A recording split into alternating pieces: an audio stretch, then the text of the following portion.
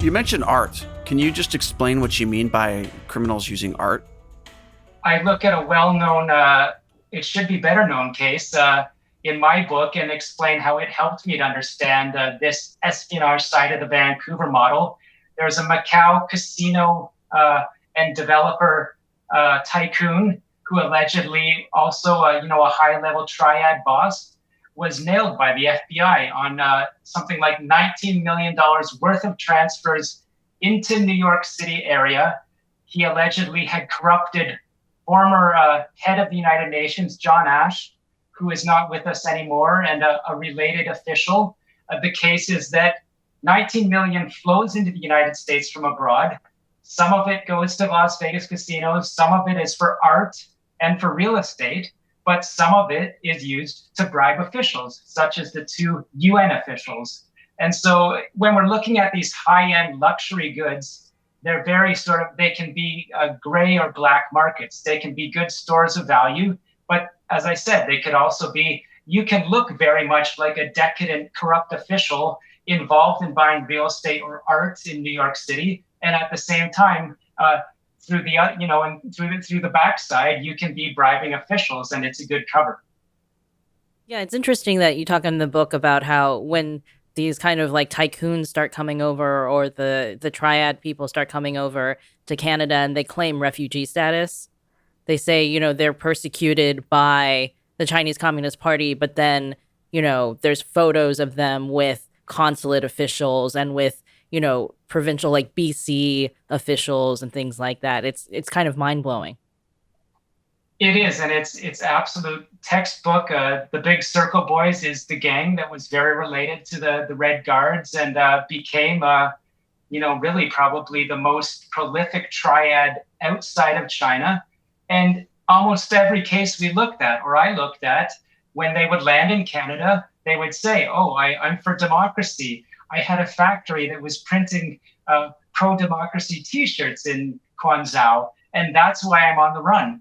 But as soon as they arrived, they did hook up with consulate figures.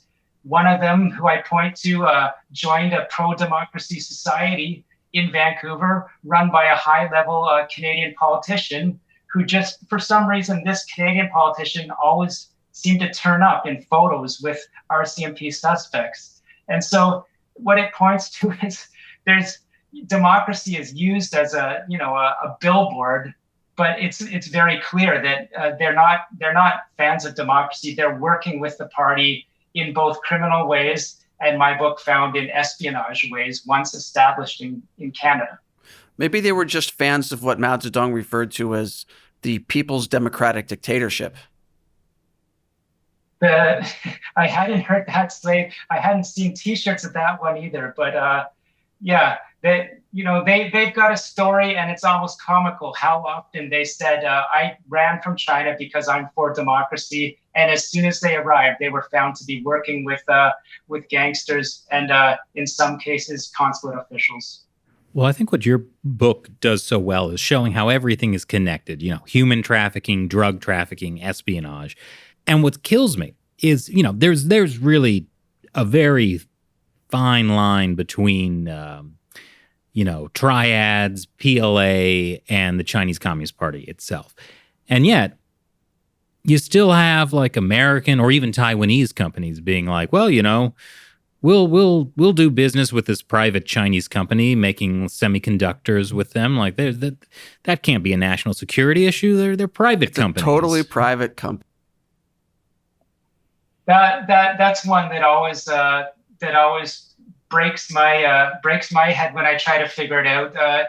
In Canada, the example is, two Canadians were kidnapped. This is state level, hostage diplomacy. And yet there are still people that want to deal with this as if it's a normal state.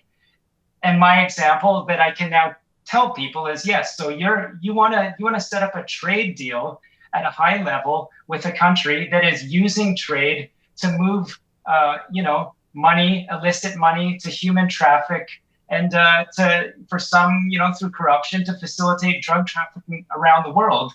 And it all winds together with the whole ball of wax trade, is infected by this dealing with criminality.